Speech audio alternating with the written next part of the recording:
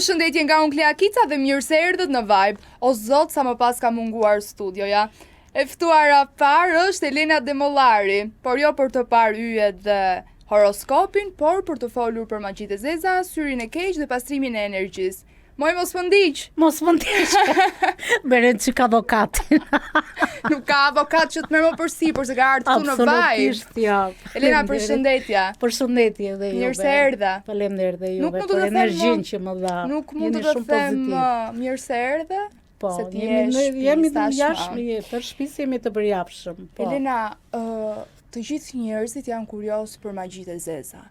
A ekzistojnë këto magjitë e zeza apo thjesht janë gojdhëna që i thonë njerëzit ka? Jo, ekzistojnë si në librin e shenjtë të Biblës dhe të Kuranit, magjitë kanë ekzistuar dhe ekzistojnë. Dhe kohët e fundit njerëzit preken shumë nga magjitë, ka persona që kanë gjetur dhe magjitë në shtëpitë e tyre. Dhe një person që është i prekur nga magjia mund të shikojë ëndra, qenj, gjarpin, vareza sikur vjen nga lartësitë, ose mund të shikojë tunele, njerëz që i ndjekin, mund të ketë një marrje mendësh ose një gjendje të fikti ose bllokim këtu, gjendje të fikti, nuk e ndjen veten mirë. Ose mund të ketë dhimbje koke, pjesa përpara ose pjesa mbrapa që mund të jetë edhe një bllokim. Këta janë pasoja që jep magjia e zezë. Magjia e zezë, po. Po vdekje jep? Ka njerëz që kanë vdekur nga magjia e zezë sepse kanë dëgjuar shumë pa fund. Ka dhe persone që kanë kaluar dhe në vetvërtse vetëm nga magjia e zezë.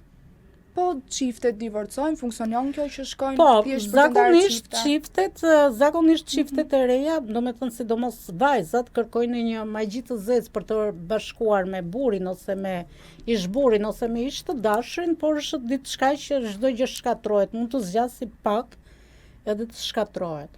Unë doja të di, a lidhet kjo temë me astrologjinë? Shiko, unë kam folur dhe për astrologjinë, kam folur dhe për magjinë, dhe në emisionet që kam bërë shumë që kam qenë ftuar, kam qenë kundra magjive, dhe kam thënë që mos besoni se janë fake. Mos besoni se janë fake, kam të për pjesën e magjive, se nuk mbajt një lidhje dashurie nuk mbajt me magji. Çdo gjë është e përcaktuar nga Zoti. Zoti të ndan, Zoti të bashkon, të jep një të mirë, të jep një të keqe. Po. Pse mendon se njerëzit e kanë kaq frikë magjinë e zezë? E kanë se në Shqipëri janë përhapur shumë këto, sidomos në rrjetet sociale ti shikon shumë gjëra që mund të kesh në rrjetet sociale siç janë Instagram, TikTok ose Facebooku, që mund të bëhet një ritual me qërinj, ose mund të bëhet një shkrirje pulumes ose të bëhet diçka, po këto janë fake, se nuk është që ti të bësh një magji. Kjo është vetëm për një përfitim. Për një përfitim. Dhe këto janë fake, zakonisht, po të shikosh në rrjetet sociale çdo gjë që është fake. Elena, unë jam shumë kurioze të di se kush i bën këto magjitë e zeza. Duhet të kesh një energji, si funksionon? I bën një njeri thjesht magjitë e zeza? Në Shqipëri se ne kemi pas shumë në rrjetet sociale, në Shqipëri janë gjitha fake.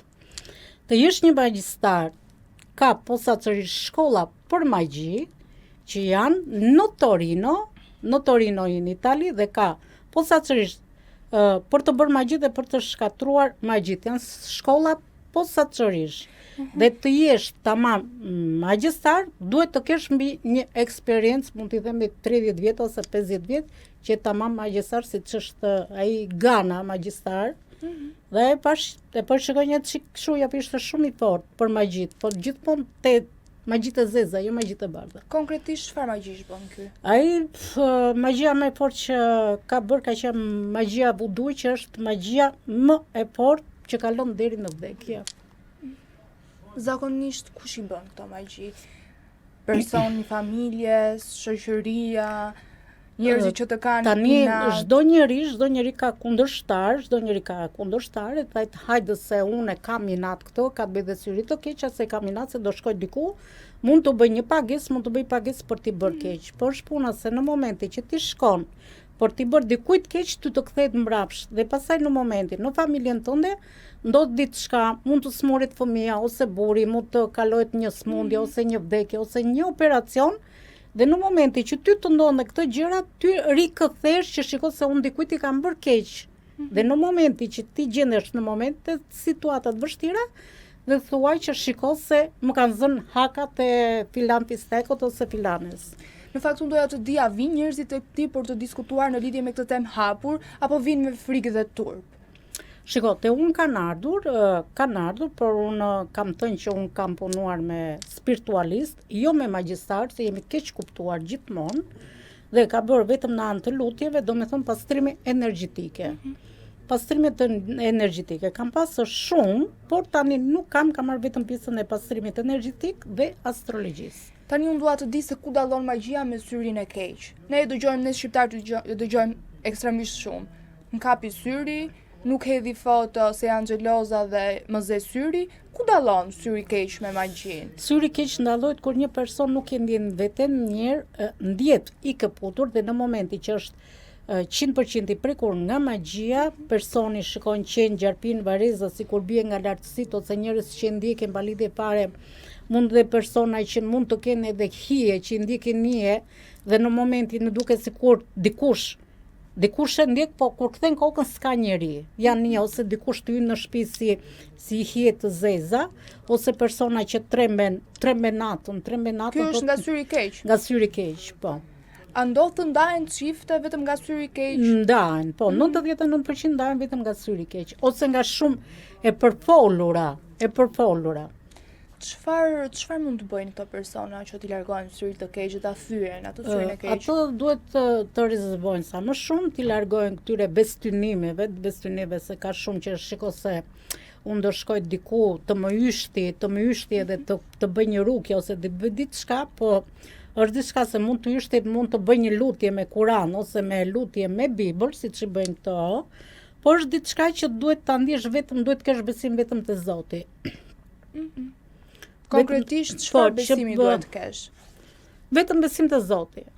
Vetëm besim te Zoti dhe te universi, dhe është diçka që ti në momenti që ti shkon diku ose në një yshtare, ose tani femra jemi dhe jemi kurioze se do shikojmë një filxhane si do jetë situata, por në momentin se ti kur shkon diku, vërtet personi mund të jetë shumë e mirë, mund të jetë shumë e komunikueshme, po mund të ketë dhe një energji negative që ti të bllokon.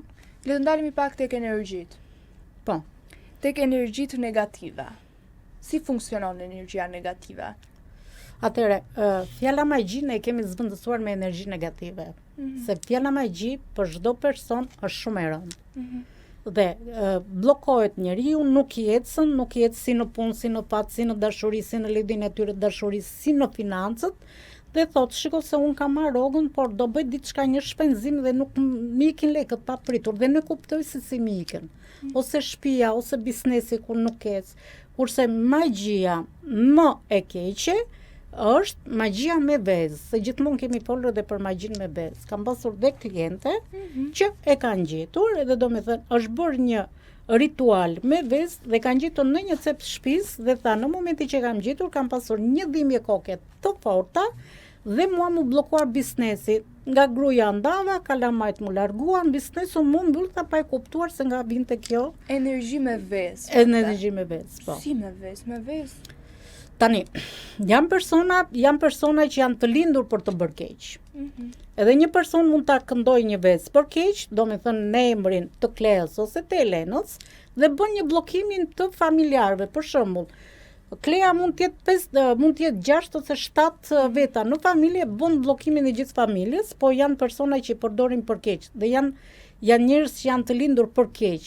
Do me thënë, ushqen duke bërë keq, jo duke bërë mirë. Okej, folëm për magjinë me vezë, që unë se kisha dëgjuar me thënë të drejtën, por që ka shumica e din këtë magjinë me vezë. Po, ke dhe magji me nuska, majmali, me penjë të lidhur, bile dje par dje kam pasur një komunikim me një gocë nga Maqedonia, dhe ta kam erdhur në një fshat të thellët të Shqipërisë, dhe ajo tha më këndovi pak sheqer, tha, dhe më dha një penjë të zi të lidhur, po i kishte lidhur 7 nyje. Dhe unë po i shikoja kështu dhe po qesh një, thash unë ti pas ka hapur punë vetë, po si ka mundësi të thonë shkova për mirë, dhe po i tregoja që mos besoni në këto gjëra, se janë bestyny, janë fake, edhe do me thënë ishte bllokuar.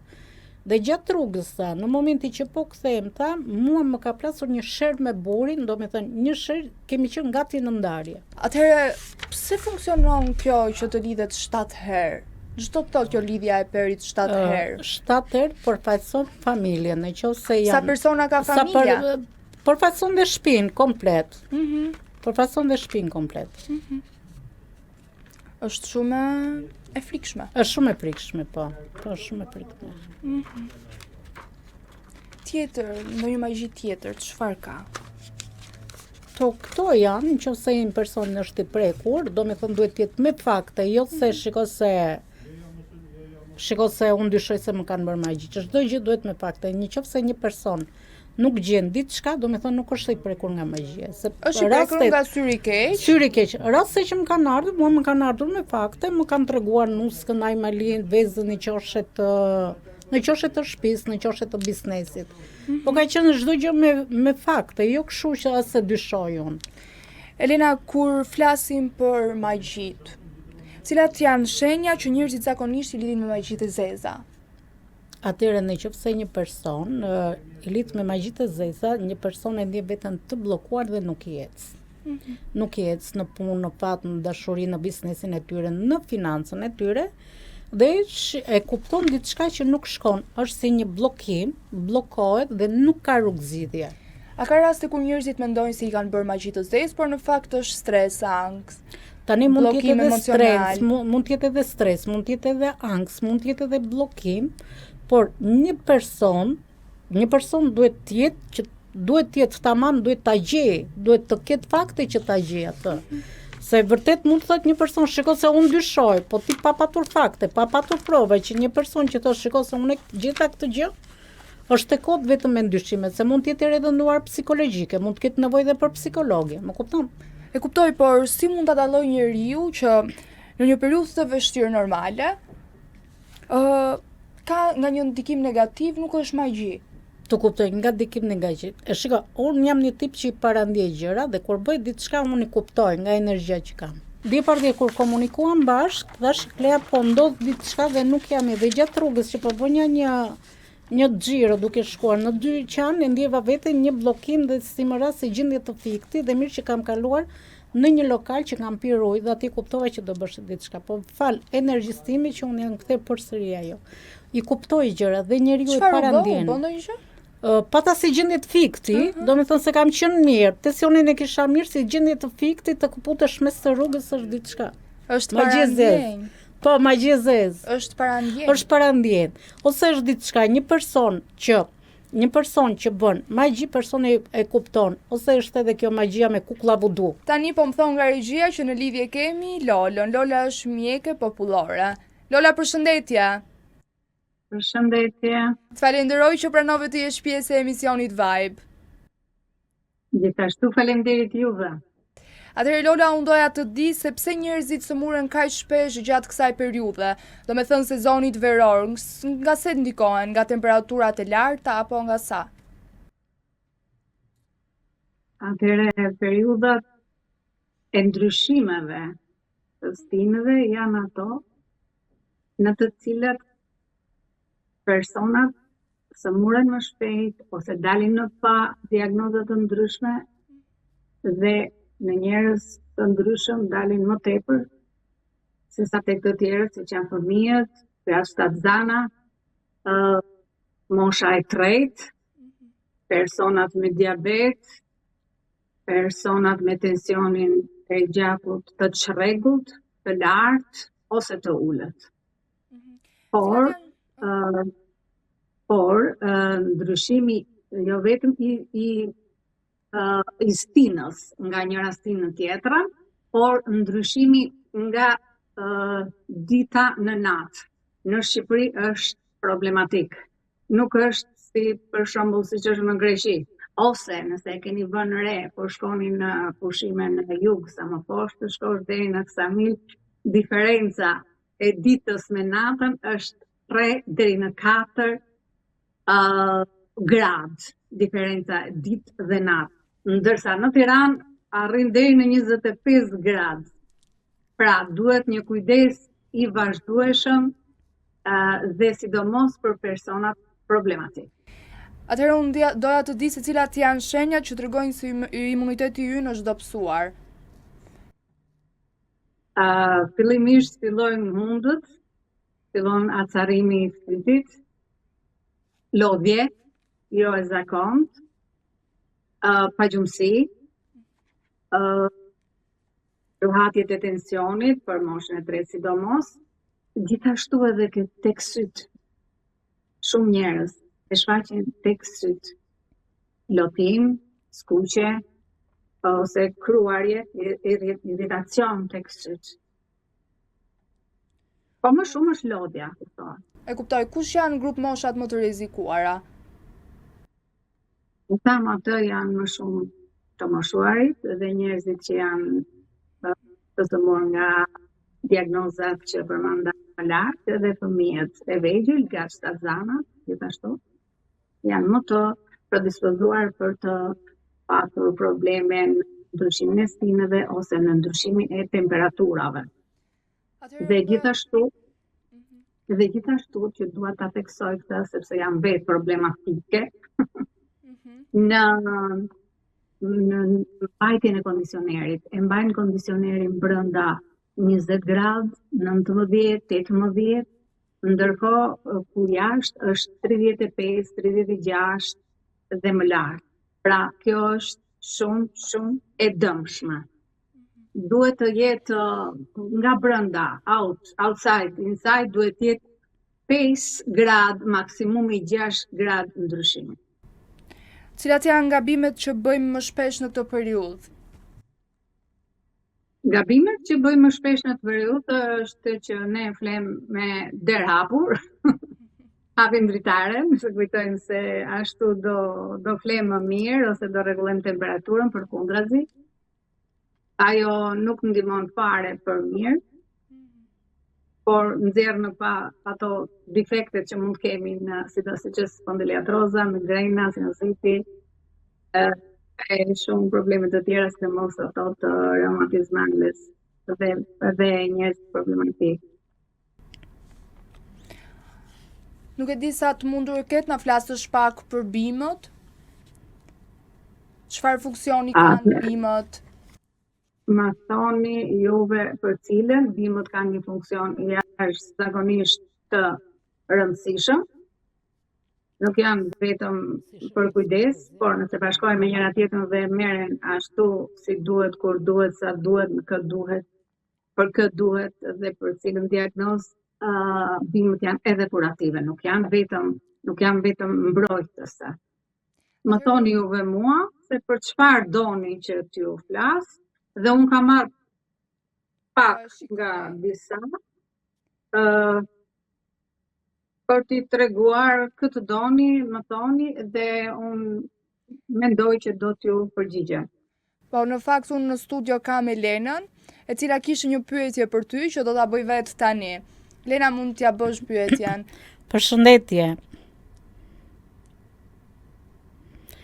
Doja të pyesja si mjekohet kjo sëmundja e zjarit me mjekësi alternative.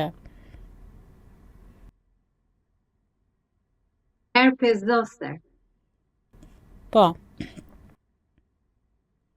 Herpes zoster ka 2 lloj antibiotikësh që duhet merren patjetër.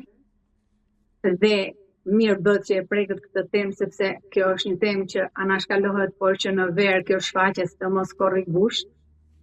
Ajo është një virus i cili qëndron në shtyllën tonë kurrizore dhe në momentin që bie imuniteti, ky virus fillon zhvillohet dhe përhapet dhe më rëndësishme përhapet në ato pika të trupit ku ne kemi probleme.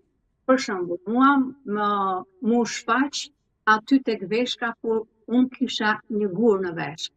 Pikërisht mbi gur mua më doli një njollë sa mollza e gishtit, një njollë sikur i kishe vënë trupit një thëngjill zjarri. A dini çdo thot një thëngjill? Druri. Po, sikur i kishe vënë një thëngjill aty sipër. Dhe ishte hera e parë që më kishte zënë dhe nuk dija kaq shumë sa s'di tani. Dhe më diqte aq shumë sa që nuk flija dot, nuk bëja dot asnjë gjë, ndërkohë filloi temperatura dhe më ngrit shumë fare. Mbajti temperatura deri në 39-40. Vajta në urgjencë nuk më gjetën, se çfarë kisha. Më bën eko, më thanë je me temperaturë sepse ke gur në veshk. Ika në shtëpi, mora vetëm ilaçe për të ulur temperaturën. U gdhin ata, erdha përsëri në mas 24 orësh, erdha përsëri në urgjencë dhe i thash të lutem, nuk dua të më kontrollojnë personat që më kontrolluan dje. Sot dua një mjek të tjetër. Pra, dikë që shikoj diçka më shumë.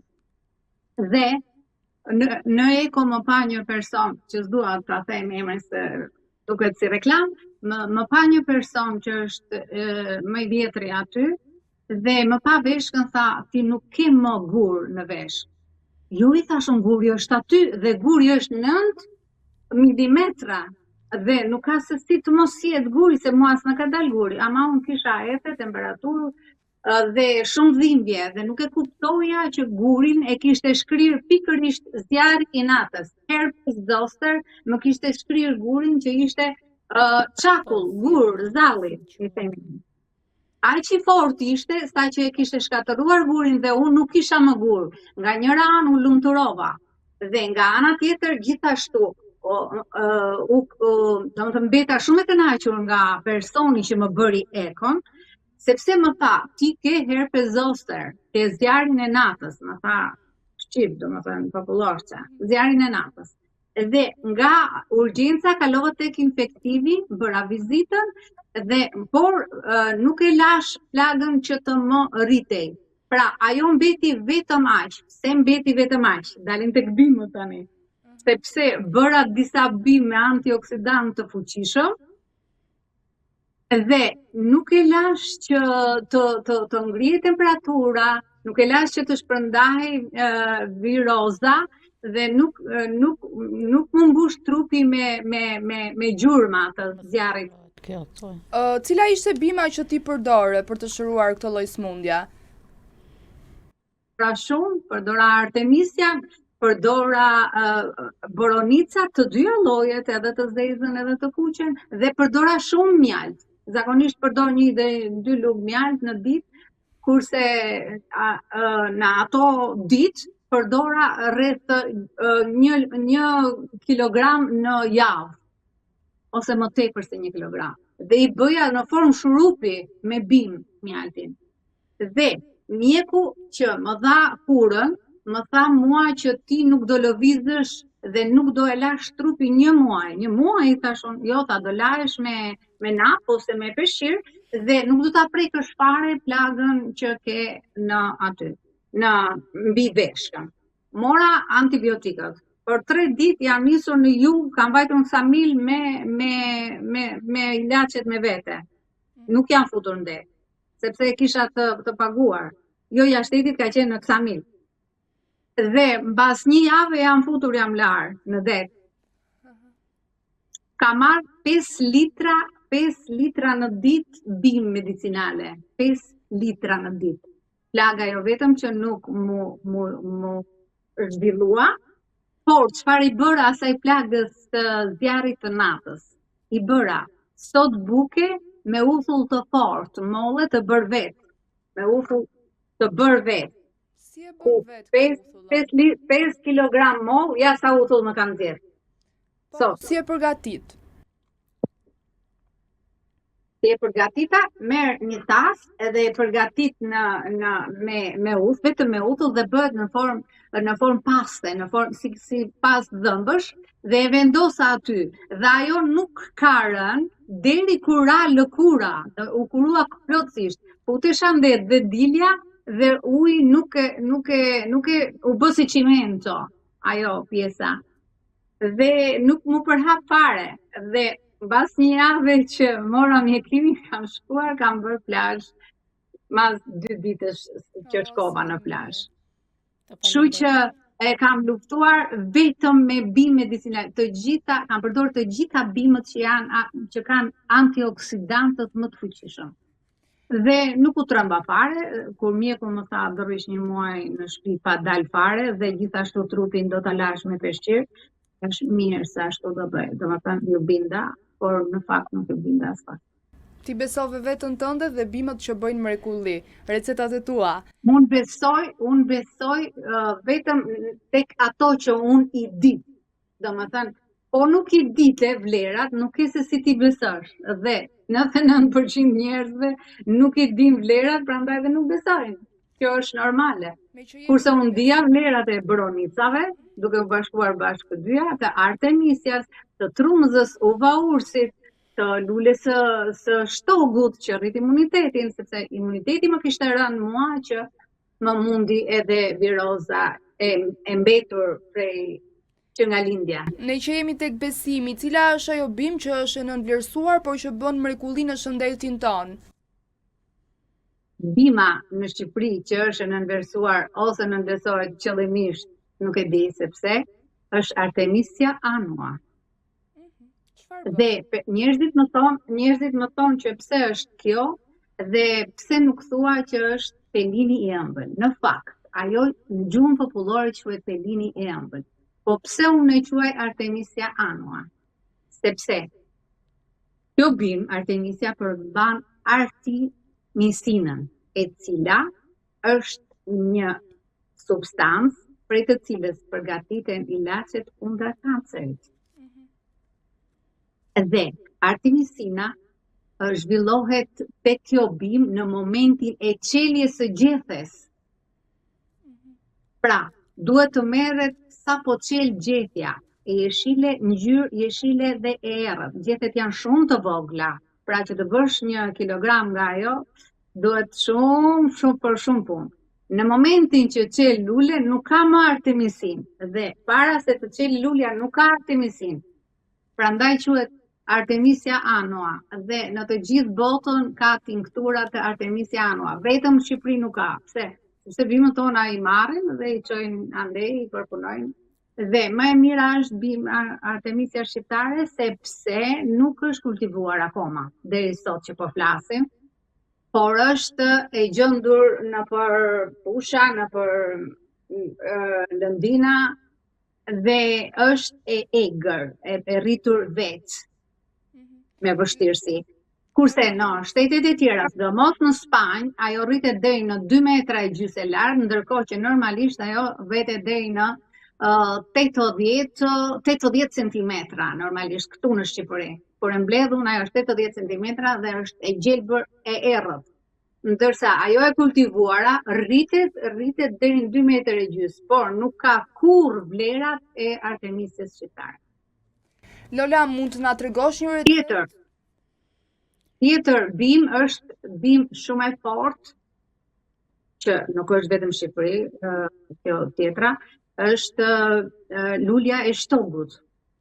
Ka shumë, por lulja e shtogut duhet përmendur sepse thuhet që vjen e dyta mbas mjaltit manuka bashkë me artemisian. Artemisia dhe lulja e shtogut vijnë për rritjen e imunitetit, vijnë menjëherë mbas mjaltit manuka. Mjalti manuka quhet doktor manuka tashmë dhe është shumë i pakët, vjen nga Zelanda e Re, nga një bimë që quhet manuka dhe është shumë i pakët. Nëse thuhet që ka mjalt manuka në Shqipëri, në Kosovë, kudo, jo, nuk ka. Mjalt manuka është në këtë paketim. Ben ky mjalti manuka, të lutem? Dhe në maksimum është kjo paketim. Ky është mjalt manuka. Çfarë shërben?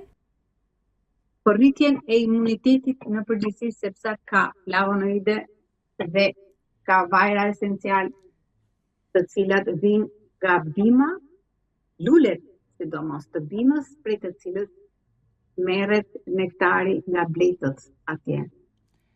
Do na tregosh se si mund të bëjmë një recetë për rritje imuniteti në momentin që nuk e kemi këtë mjaltin? Çfarë mund të përdorim tjetër? Po, mund t'ju tregoj. Kam këtu lule e shtogut.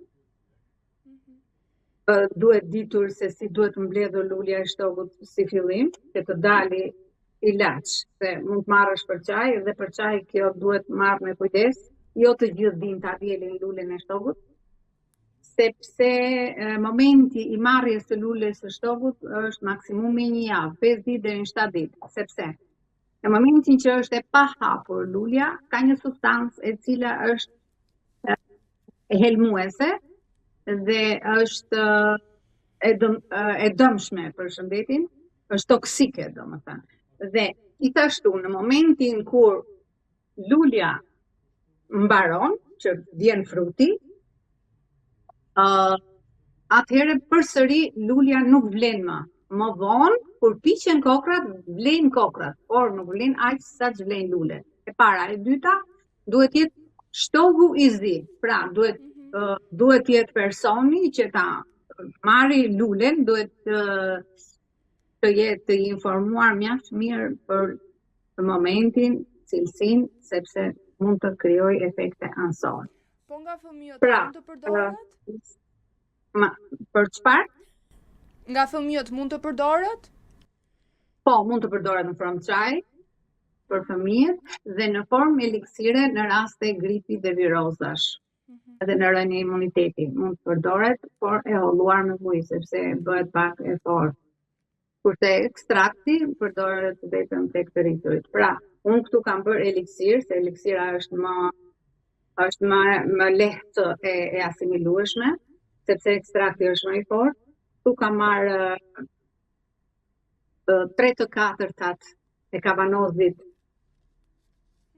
të math me lule shtogu, i kam shtruar sipër 4 limon jeshil, lima, peta të holla, ja shtroj sipër lules, i hedh disa gjethe dafine, gjithmonë i hedh gjethe dafine në për eliksira, si që hedhin gjellës, edhe kjo kështu konsiderohet një guzhim më vete, dhe sepse dafina ruan vlerat dhe nuk lejon në asnjë lloj mënyre që të zhvillohet kandida. Është shumë e fortë për të mbrojtur, si mbrojtës. I fut dhe disa gjethe, 4-5 gjethe dafine, dhe e mbush me mjaltë deri në mjaltë të mirë ama, jo mjaltë për ilaç, mjaltë marr.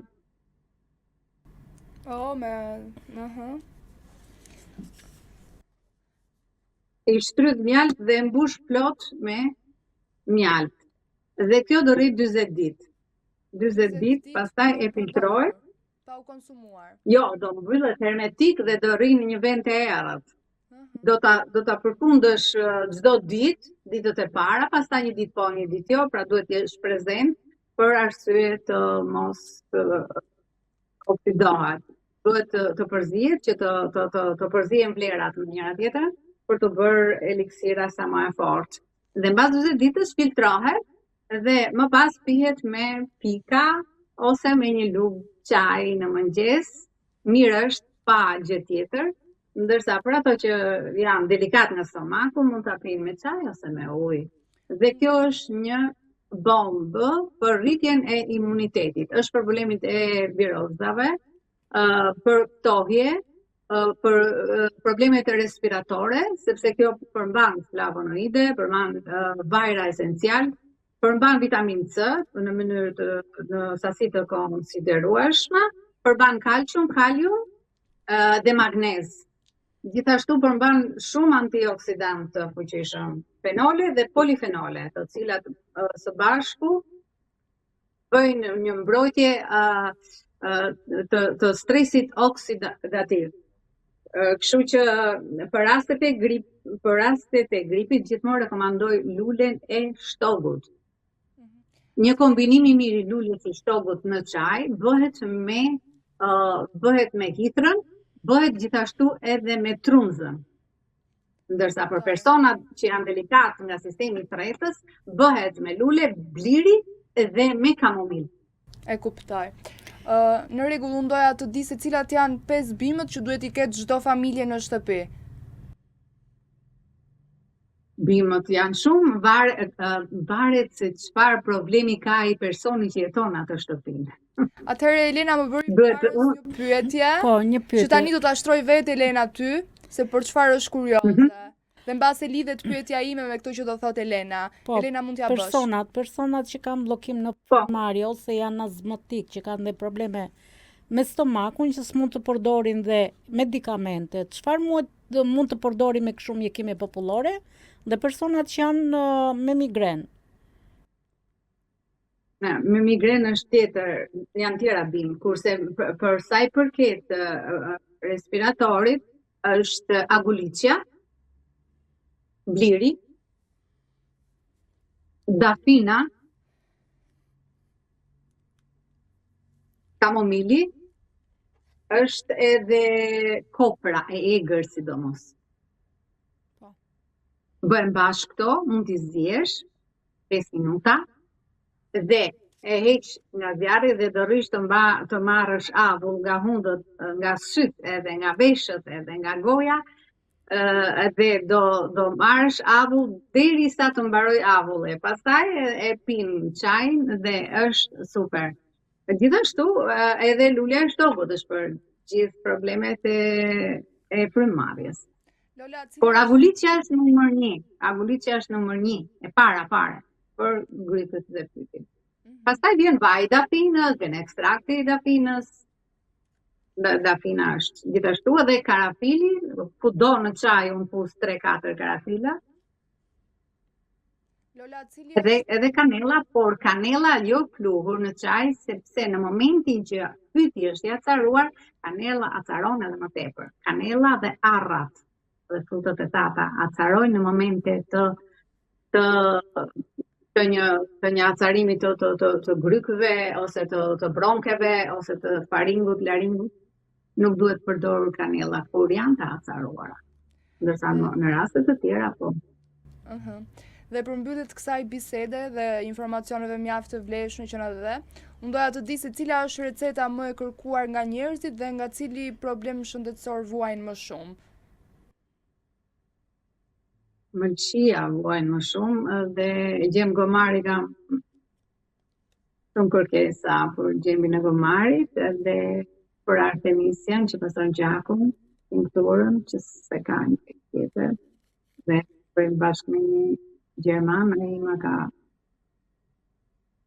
bërë formulën, ai di domethënë se është kemist dhe ajo nuk ka smundje që se kuron, por duhet të dish që ta kombinosh, ta bësh edhe duke filluar siç thash që nga vjelja e gjethes artemisis.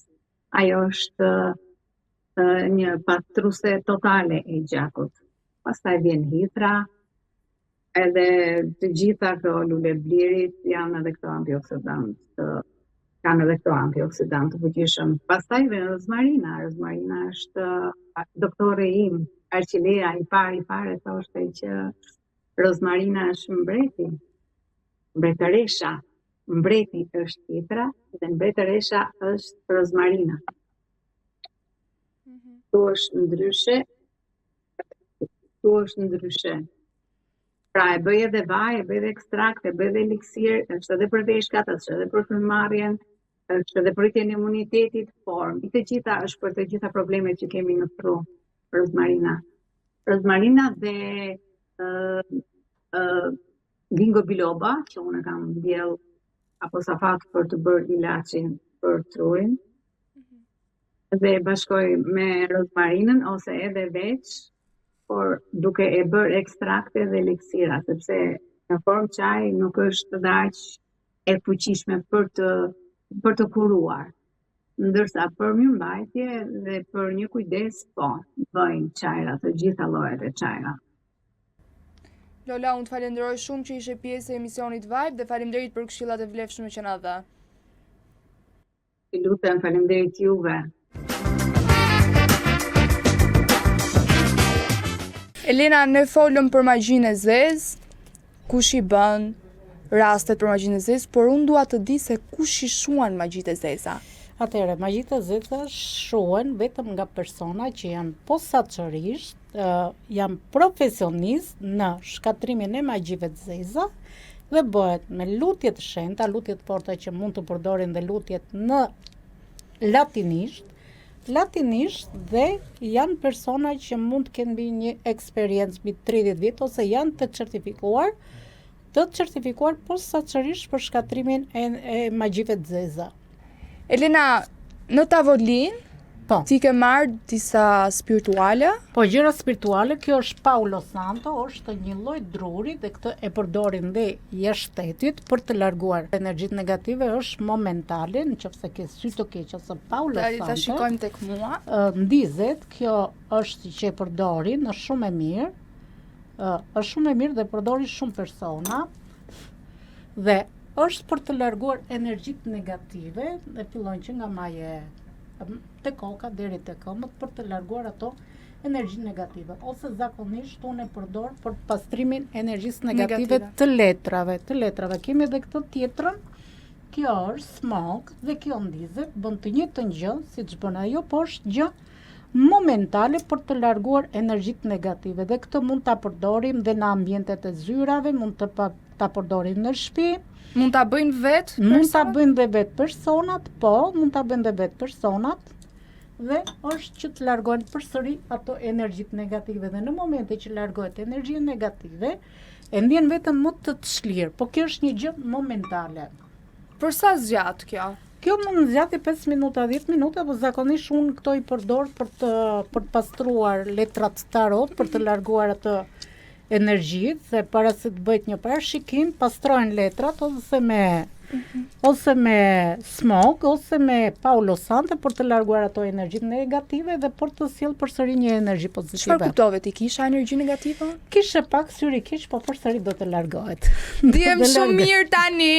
Ndihem shumë mirë, kam shumë energji pozitive tani. Ju sugjeroj të gjithëve, u sugjeron kujt ja sugjeron më shumë që ta përdori këtë. Këto janë gjëra spirituale, dhe përdorni shumë persona në ambientet e punës, në ambientet e zyrave, në ambientet e shtëpisë, ose në bizneset e mëdha, ose në një lokal, ose në një ambient, në një biznes të madh, para se të hyjnë klientët mund të bësh një pjesë të kësaj për të larguar ato energjitë negative dhe është për të futur mbarësi që të kesh sa më shumë lek, sa më shumë klient, sa më shumë punë. Elena, je fantastike, ha? Faleminderit. Jam e lumtur që të kam çdo ditë në vaj. Shumë e lumtur që kam. Çfarë energjie. Shumë i mrekullueshëm. Falenderoj dhe stafin, jeni staf shumë i mrekullueshëm, sidomos dhe pronarin e Media 60. Faleminderit për gjithçka që më japët dy herë. Ndihem shumë mirë tani. Po. E ndjeve atë dhe unë e ndjeva atë e çlirimin e energjisë negative. Si ka mundësi më? Po, është diçka, është një gjë spirituale, ka të bëjë me spiritualitetin. Me spiritualitetin, po. Elena, të falenderoj. Këto mund t'i përdor vetë, do me thënë unë që sa herë që ndihem pak si keq. Sa herë që ndihesh keq, ndjen veten dhe mund ta ndezësh këtë siç e ndezë dhe pastaj mund të fiket vetë. Mund të më mësosh pak si mund ta bëj? Po, kjo do ta marrësh këto. Aha. Do ta ndezësh kështu.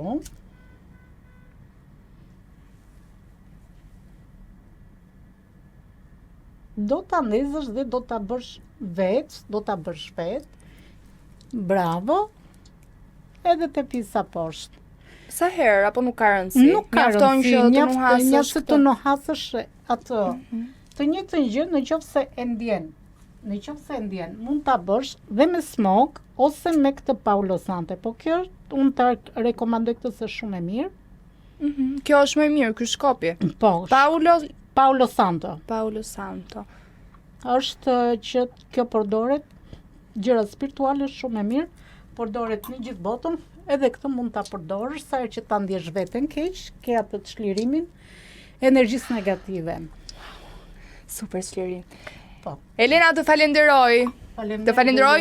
Bash do të shihemi sërish për leximin e letrave tarot, për shenjën më me fat. Dhe shumë surpriza të tjera për publikun.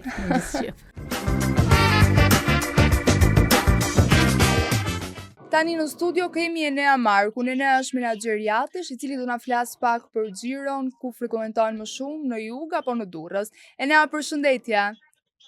Përshëndetje, Klea. Jam shumë e lumtur që të kam. Edhe ti je i lumtur që je në lidhje direkte në Vibe. Çfarë vibe po t'jep emisioni Vibe? Shumë bukur, ambienti shumë i bukur, edhe ti pastaj je shumë bukur.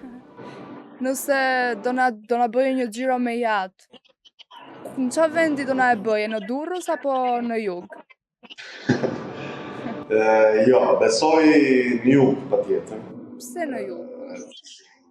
Ose është shumë bukur. Është bukur në jug? Ka ngjyra tamam si lulet e studiote. Ashtu. Domethënë do ishte perfekte një xhiro me jaht në jug.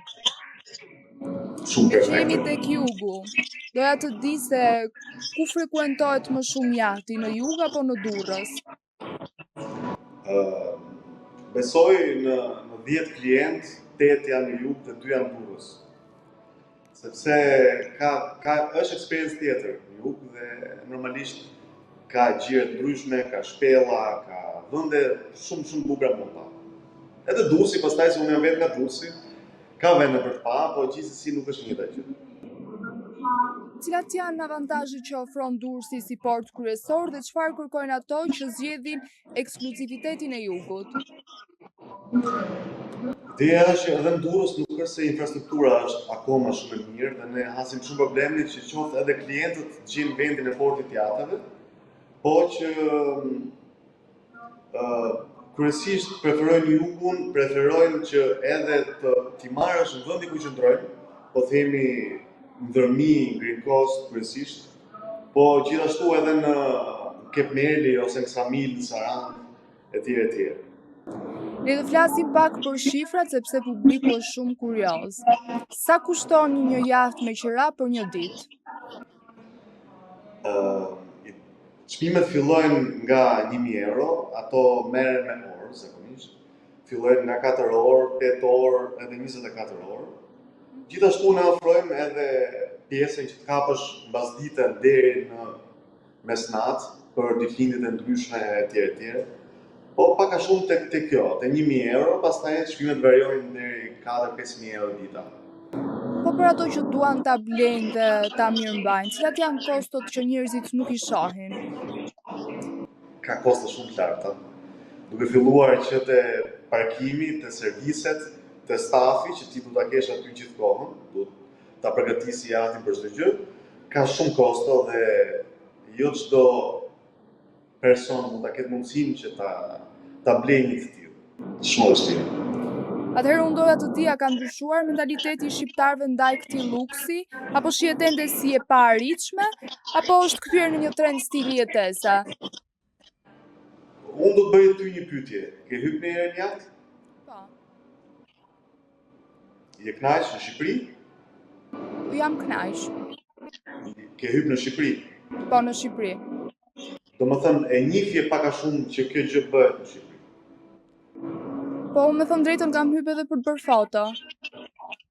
Okej. Është asnjë Ideja është që të paktën shqiptarët nuk e kanë akoma tamam kulturën dhe informacionin e duhur që kjo gjë bëhet në Shqipëri. Kupton? Edhe po mundohemi shumë që ta fusim, duke bë content marketing sa më shumë që t'i dali pak a shumë gjithëve.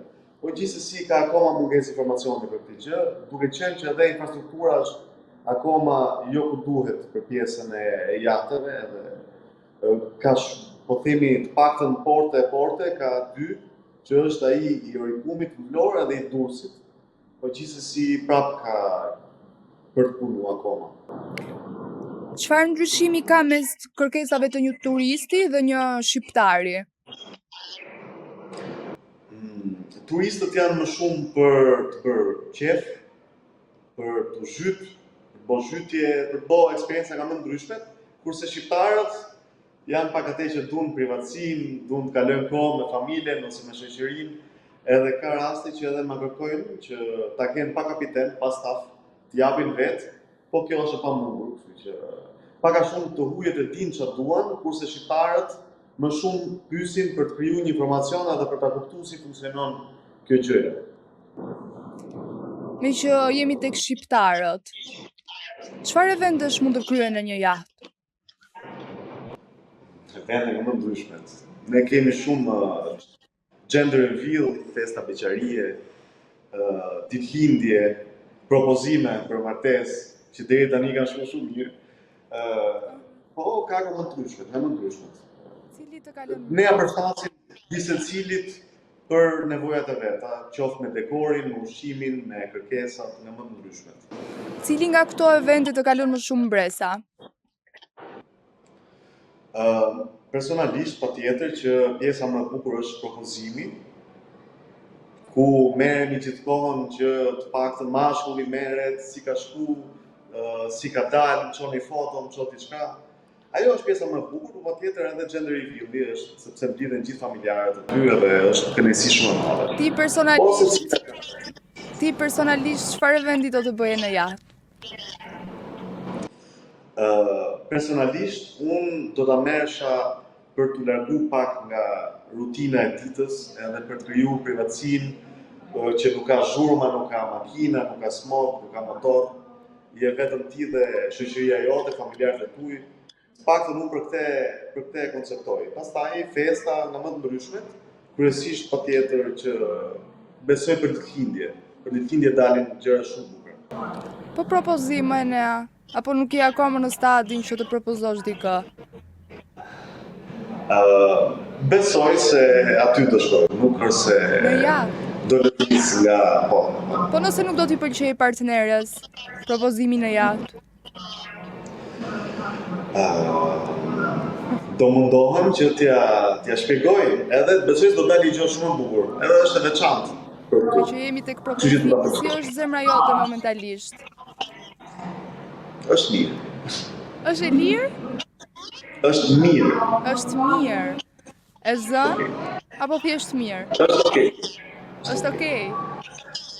Se nëse do thojë është e lirë, do ju thoja gjithë vajzave aventuriere që të kaloj një ditë në jaht me ty.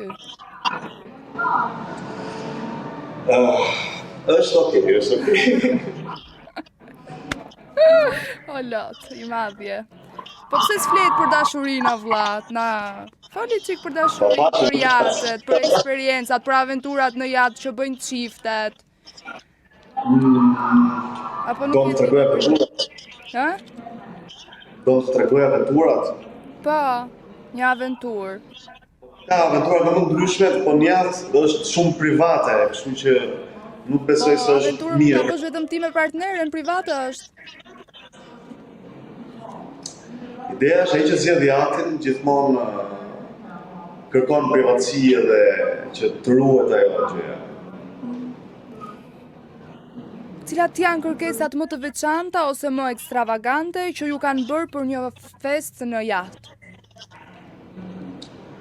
Kanë kërkesa më të ndryshmet, një kërkesë paktën e veçantë ishte për një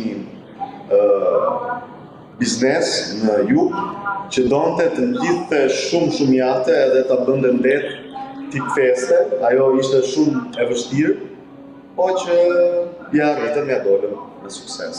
Po ka nga më ndryshme, nuk mund të ndaj, ka më ndryshme kërkesa, kryesisht nga shqiptarët.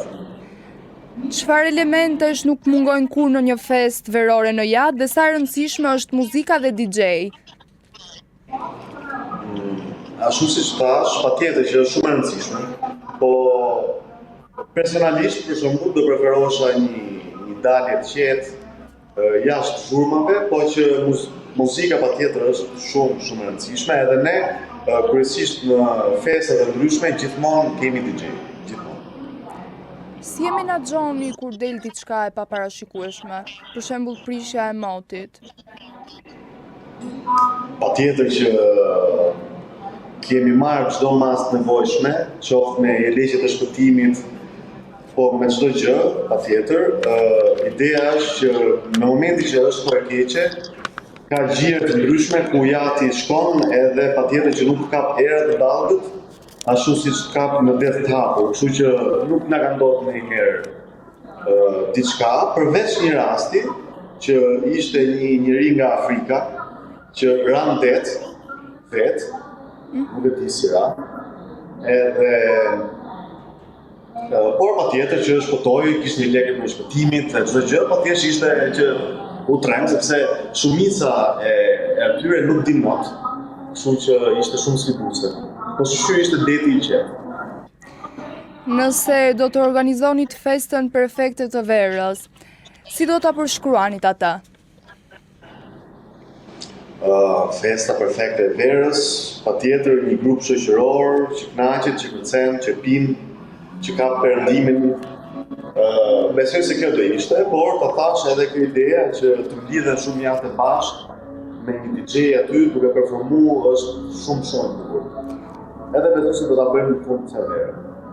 Çfarë do të thojë personave që ende nuk e kanë provuar jatin, duke qenë se ndihen të pasigurt ose kanë frikëra të ndryshme?